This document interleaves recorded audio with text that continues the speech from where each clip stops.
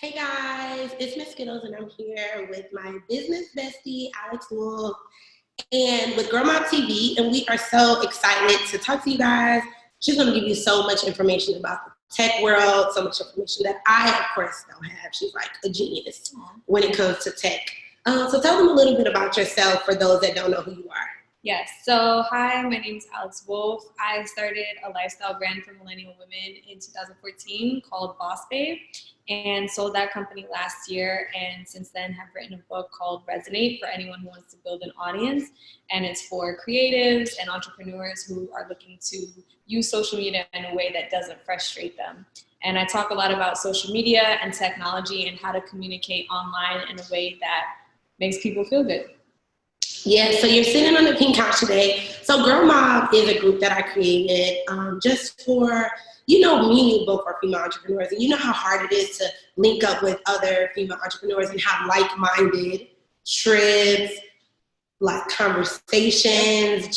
We've sat in so many rooms and we're like, that relationship probably isn't genuine, And it's like when we met online. And automatically we knew, that relationship is genuine, even though she's doing something totally different than me. She's not trying to sell clothes, or she's not doing coaching, or she's not doing any of this thing, but our relationship was genuine. And it's like every time we talk or we sit down, it's like, oh, wow, I would have never thought of that. Oh, wow, I would have never thought of it. Yes. And so like just being in a room with other female entrepreneurs that are like-minded, not messy, not any drama is what I'm trying to create with Gurl Mobb. It's amazing. It's so important. Yes. And I think that our friendship has just, it ages like wine. Yes, it does. Yeah. Go by. Yeah. And it's like so crazy because when we both started, we were so young. We didn't know what we were doing at all. Just testing the waters. And I'm like, now I'm to a place with Cupcake Mafia. I'm like, okay, I've been growing it for 9 years. Do I sell it? Do I just keep revamping it? It's like, I have a business bestie that I can talk to that has sold a business before. Right. So she can tell me the ins and outs on selling a business and how that goes. Yeah. As well as like, now I'm a mom, I'm a wife. Like when I started, we were just not coming up. We were both like, okay, how many times to post? What's the Instagram algorithm? Like, trying to figure it out. Now we have grown so much since then. Yeah, it's crazy. Yeah, so let's talk about your book first. Okay. It's amazing. Thank you. You guys, first of all, make sure y'all follow her on Instagram, Alex Wolf. But your mind, like, how do you, like, what made you write this book? Yeah, so I think that during the process of making Boss Babe, it was definitely during Instagram's early days. You were there. Yes. And like at that time, there weren't that many brands on Instagram. It was mostly like people still just posting like their everyday lives. It wasn't this like grand occasion thing that it is now. Exactly. So during that process, I saw a lot of how social media works, how things get spread, what makes people talk, what makes people share things. Because with Boss Babe, it was all organic marketing. We didn't pay for anything. Yep. The stuff got spread just because, in my opinion, and that's what the book is about, it resonated. And when things resonate with an audience, they want to share it with other people.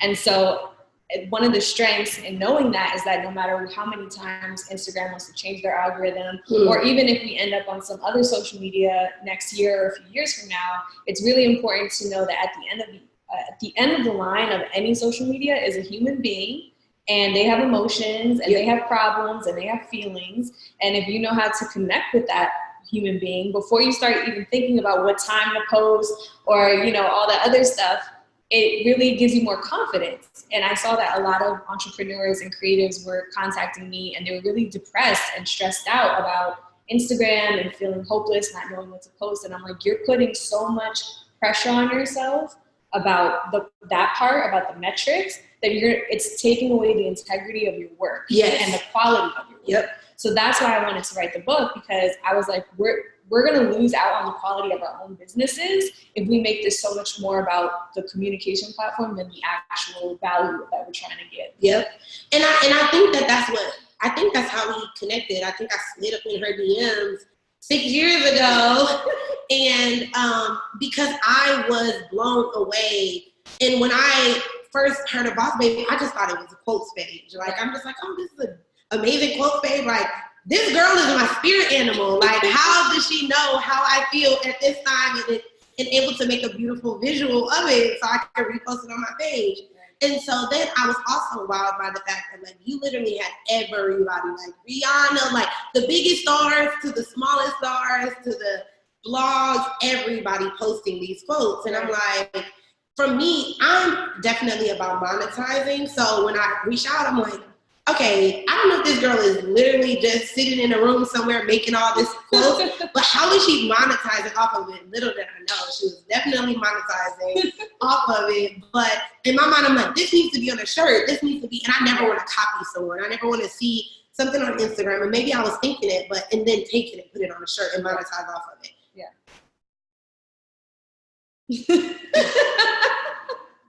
I didn't do anything this time. It might be a battery or timer.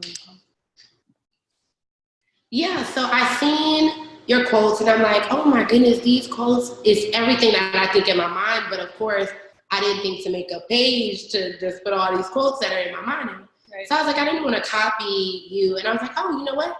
I believe in collaboration over competition any day. I never want to take someone's idea. I never want them to say, oh my God, like even if you weren't thinking about doing apparel at that time, I thought this would be a great opportunity for Cupcake Mafia clothing brand. And what I thought Boss Babe was like a motivational quotes page for women to link up, and you had the audience and I also had an audience. So we would work together good. And so after that, like when we started talking about, that conversation, it just merged onto more and more and more innovative conversations. So that always like excites me to see someone else doing something different. And it's like, oh, instead of, competing with them or instead of taking their stuff, it's simply DM them and connect with them. And now look where we are 6 years later, still have the best relationship in the world. Yes. And learning from each other. I think because we work on different things, I can learn different things about what your strengths are, and the same thing vice versa. I think that's important. Yes, perfect. So I want to do an icebreaker with you. Okay. It's called overrated or underrated. Okay. So I'm going to give you a list of words, and you got to tell me if it's overrated or underrated. Okay. New York. Oh God, why you got to start? She's starting shit. Underrated. Men.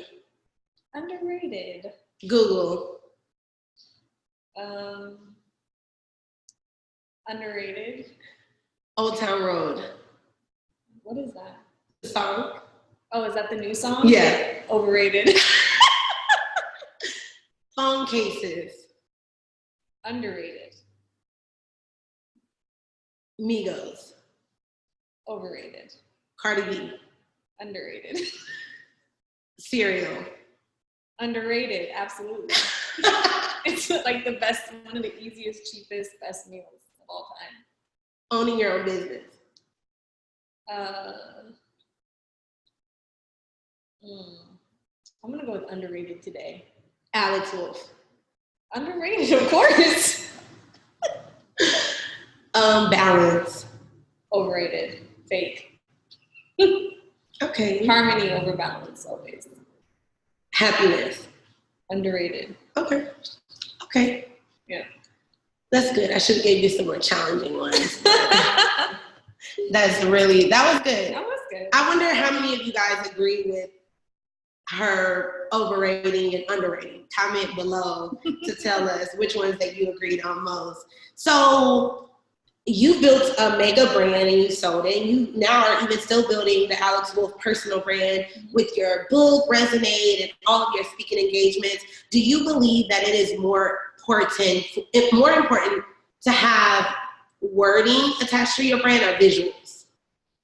That's a good question. I think they're both super important. I think it depends on what your brand is about. And I do think that there's the short-term view and the long-term view. I think obviously you want both always, but if you only have visuals and you don't have a message, you don't have the substance behind that, and especially as women, we can use our beauty and our bodies as a way to attract people, but if that's all there is, that's not the best long-term plan, because that gets old and people want to know like what else is there to you, what do you believe in, what do you stand for, what are you passionate about. And so I think in that case you do need those words, you do need that message, because that's going to be what makes people loyal to you even after time passes. Yes. And you said something earlier that you spoke about in your book, as far as people just posting, looking at the algorithm, trying to figure out the trend, and they have no substance with their brand. They have no brand messaging.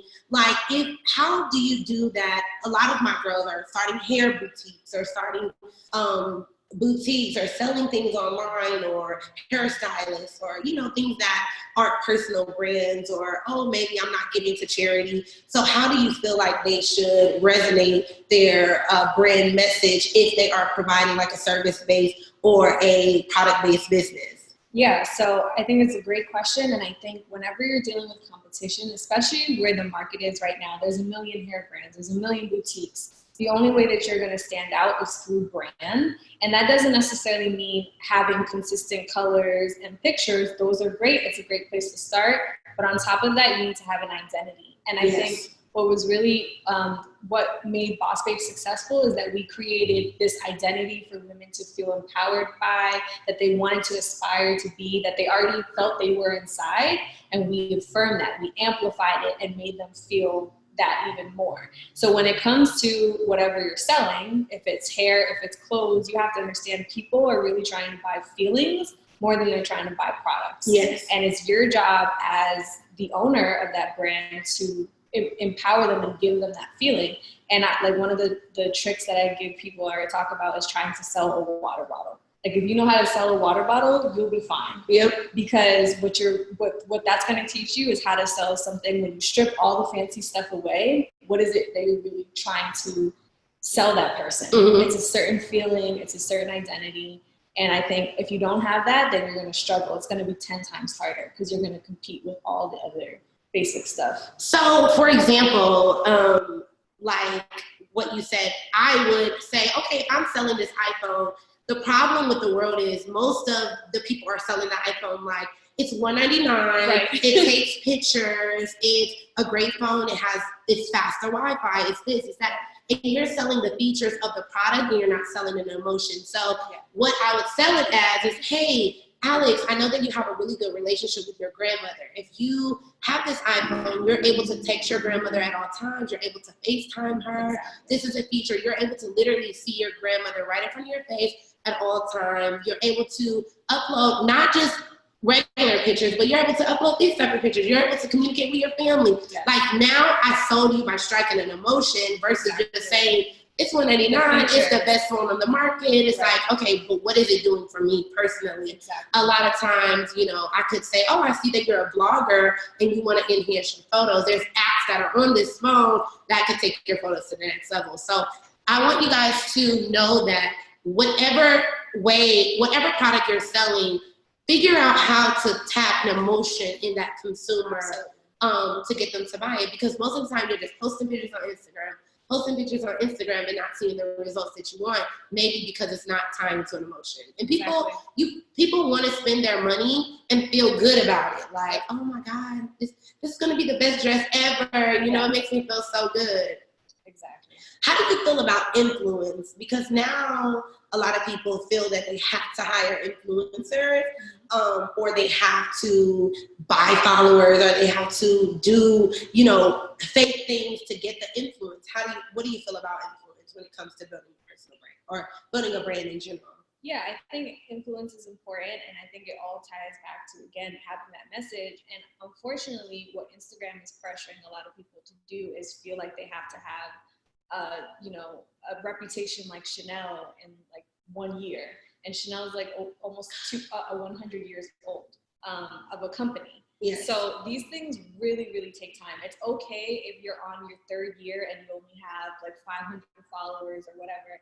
It's what you're really hoping to build, especially if you're trying to get into business. This is something you want to be able to pass down to maybe your kids or feed off for the rest of your life. So you're not in a rush.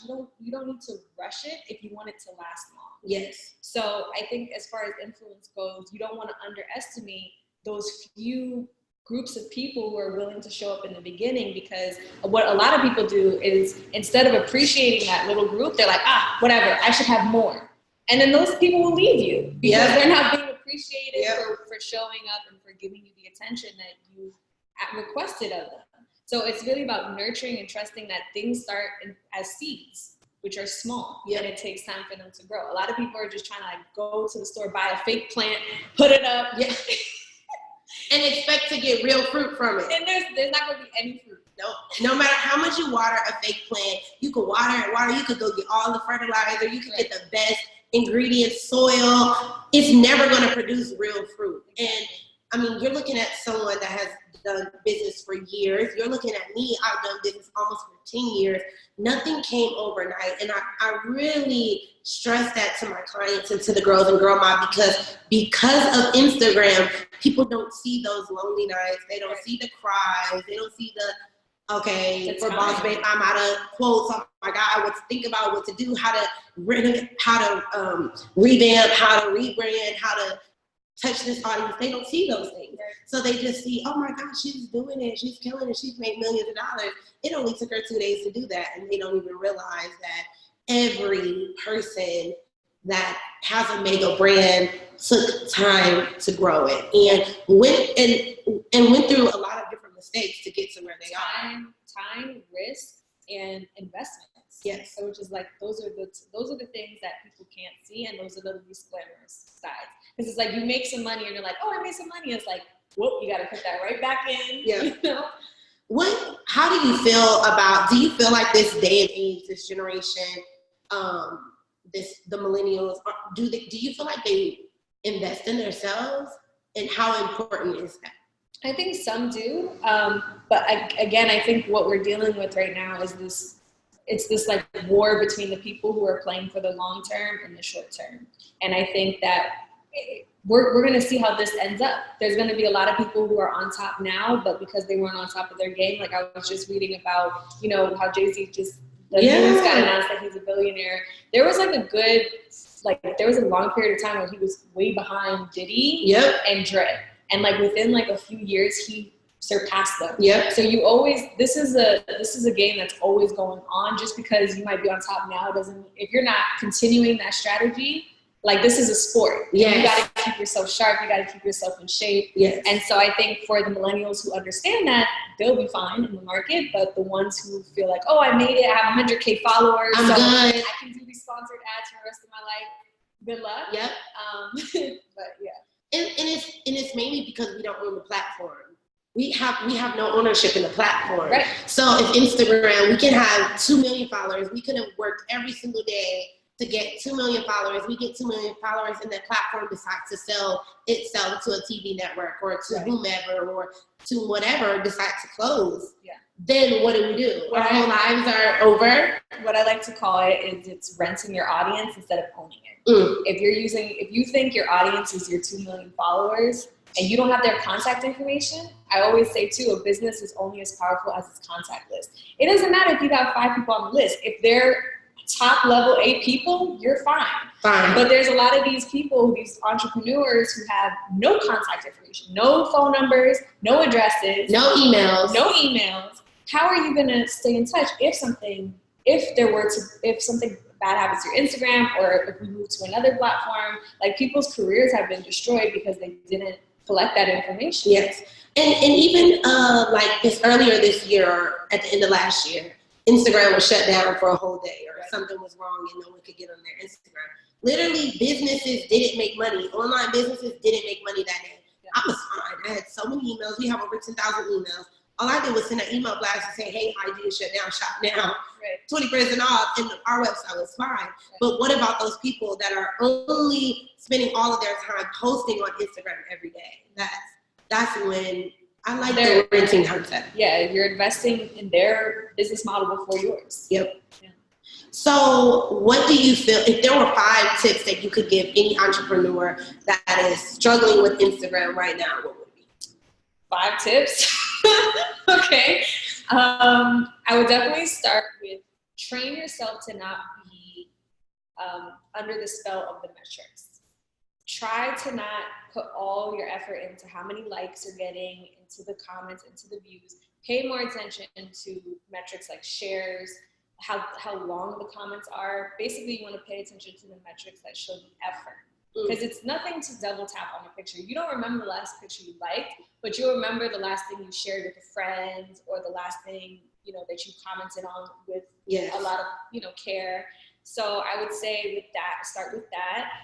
Never sacrifice the integrity of your work, the quality of your work. Don't feel, I think it's okay to kind of play the game a little bit, but don't turn the game into your life. Like we've all, I think, as artists, sometimes we know when we got to go a little bit more mainstream or something like that as a strategy, but it shouldn't be the main thing.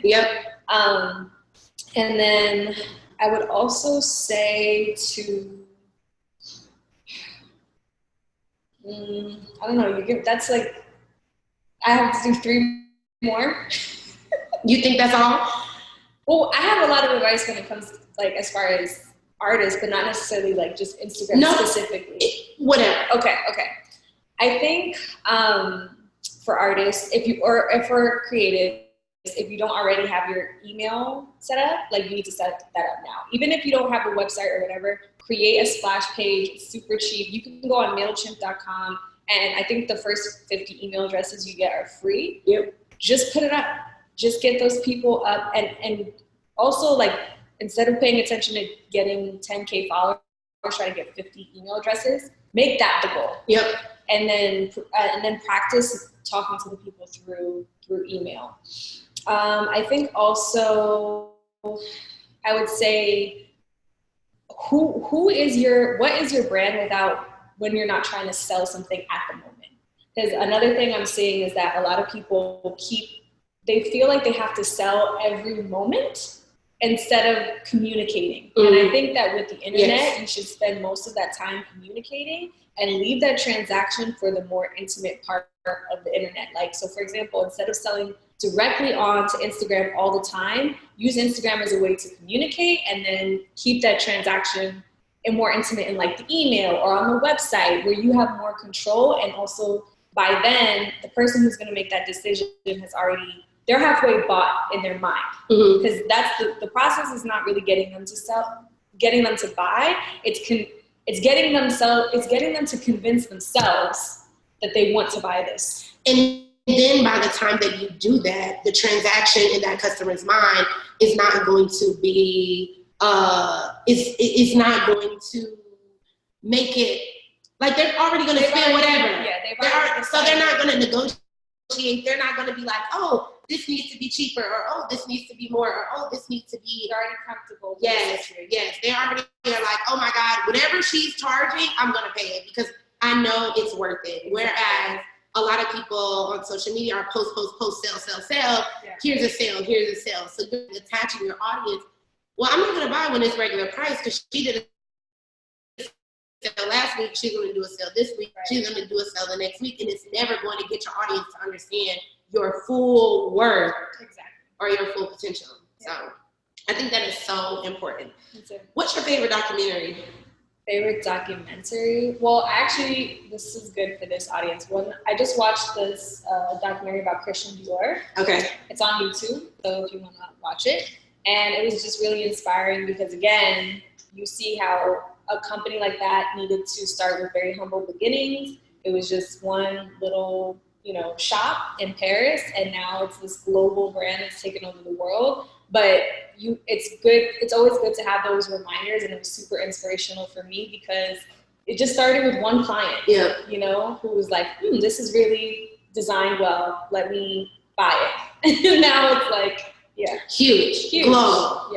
And I think that now this day and age doesn't realize that. Like, it just started Christian Dior, like, oh my God, the Christian Dior that you spend thousands and thousands of dollars on, you have to build a list, you have to do this. Starting with one shop and one customer. A lot of people don't even know anything about him. I think it's important to learn about these actual artists and entrepreneurs because that's where we are today. It's good to get in the minds because if you just go into the shop, you're not gonna really identify with that one person, that humble beginning. Yep. Yeah. For sure. And what are 3 books you suggest every entrepreneur or every girl boss babe read? I definitely think Rich Dad Poor Dad is a great place to start. I think it gets the fundamentals down.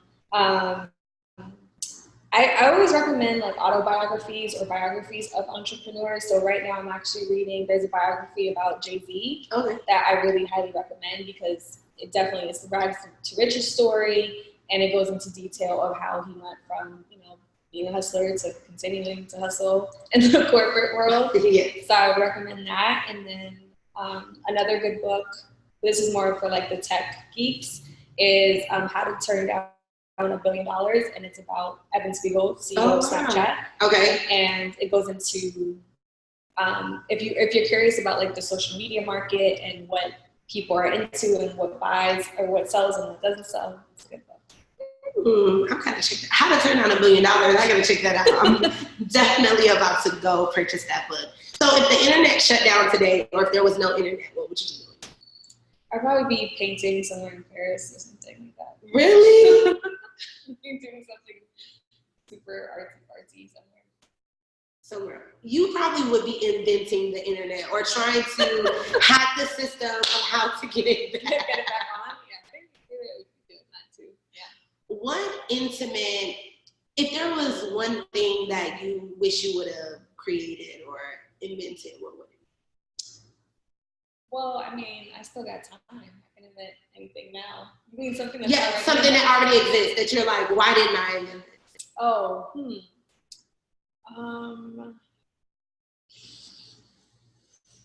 iPhone. Yeah, for sure. If it was one thing that I wish I would have invented, it would be probably Uber.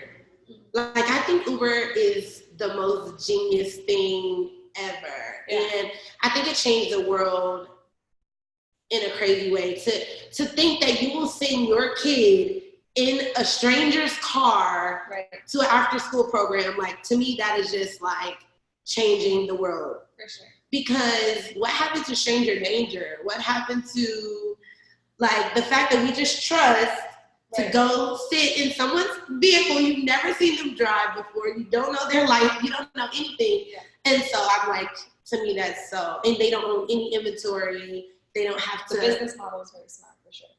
Yes. I wish I would have created that. So if it was 2 tips you could give a girl entrepreneur starting out right now that you wish you would have told your younger self starting Boss Babe, what would it be? Push through that first year, no matter how hard it is. You're going to have to go through that either way. Yes. The beginning is going to be hard either way, so just go through it.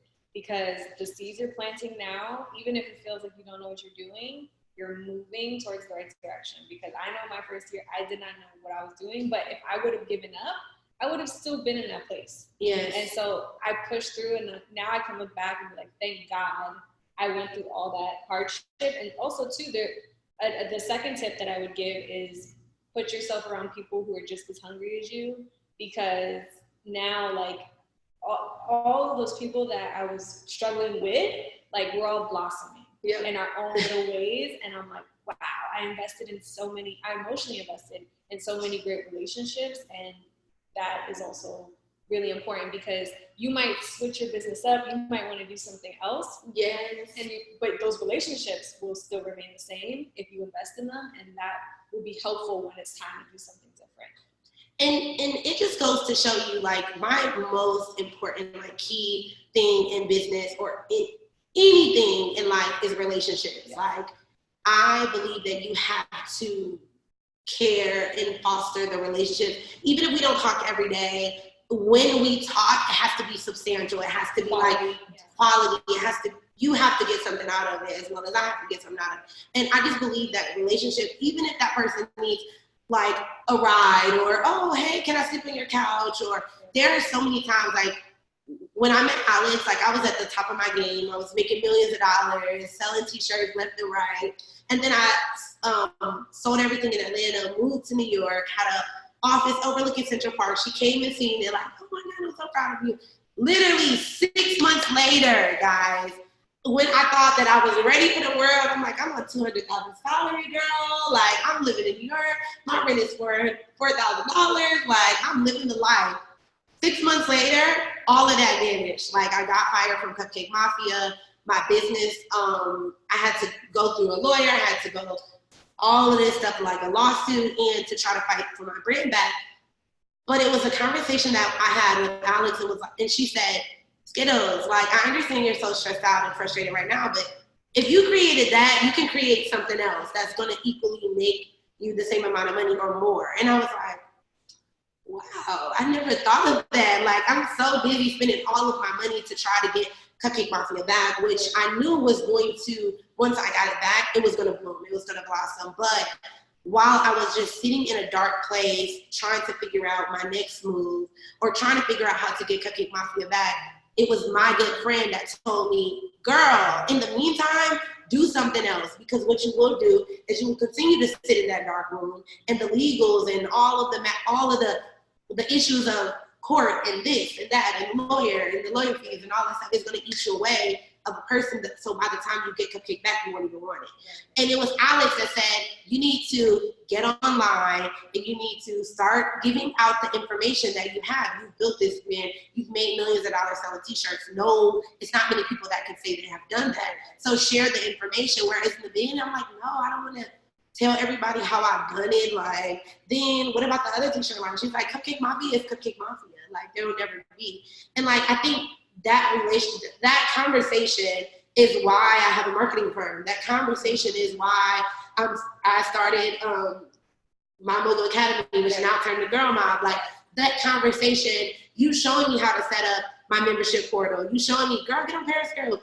Introduce me to this person. Oh, follow this person. Like, you know, you guys just have to value your relationships, and it can't be a one-sided situation. I could have came to Alex and said, well, I've made $1 million selling t-shirts, so do you want to partner with me? And she said no. And I'm like, well, I'll steal all her stuff, and like, oh, well, I'll make more millions of dollars off of it. Yeah. But it was like the relationship, and it's like, you never know where you'll be years later. And you'll never know that conversation you might have had with that one person and how it could have maneuvered you spiraled your life into 10 different ways. So if you had 3 tips for marketing outside of social media, what would it be? I think that right now, what I think is cool is collecting phone numbers and text message marketing. So because there's a bunch of statistics now showing that people respond more to text than they do to emails or even just open text. So there's cool platforms that just definitely me. Yeah. So there's cool platforms you can use to send text messages. And of course you don't want to spam anyone, but just again, like, let them know when something's happening, communicate something cool. I think there's nothing like good old fashioned in real life networking. Yes. I think that you can selling stuff on the internet is the hardest part. But selling yourself in person is way easier. Way easier. They see you physically. They know exactly what they're getting. Yeah, you don't have to like fight through DMs. You don't have to fight for attention in the same way. When someone sees you, you can go miles ahead. And I think, again, knowing like the message behind your brand. Without the selling, who are you? Yeah. And what are some things, my last 2 questions, what are some things that you wish you knew when you started Boss Babe that you know now? Everything. I wish I knew everything. What I wish I knew is, I wish I knew how much entrepreneurship is about relationships. I didn't know that. I was trying to build an online company, which in my mind meant no people. You don't have to work with people, but it's not true. You always have to work with people. If you want to grow your business, you have to delegate those responsibilities to human beings, which means you have to learn how to manage human beings. I did not know that when I first got started. And then I would also say that that transaction is very important, especially with Instagram, because what I thought is that everyone, well, I saw that there were a lot of people who had a bunch of followers that could not sell anything. And so I was very grateful to learn early on that you got to create a transaction in your business. It doesn't matter how popular you are. You could really be popular and broke. Yes, I know a lot. Where is the transaction?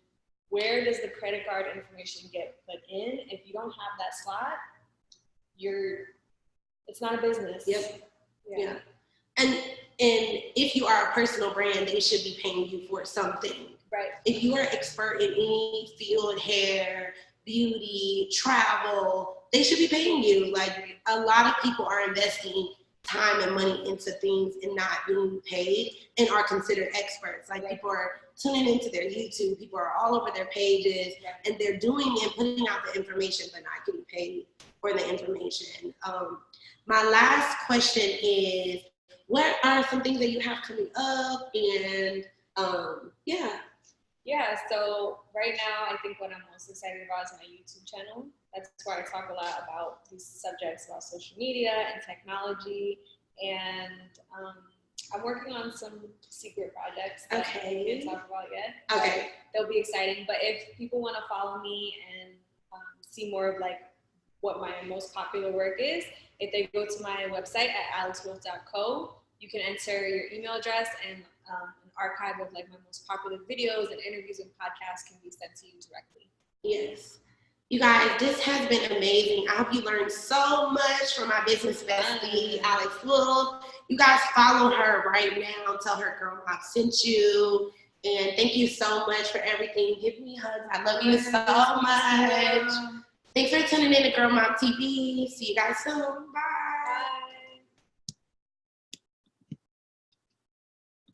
Okay, perfect.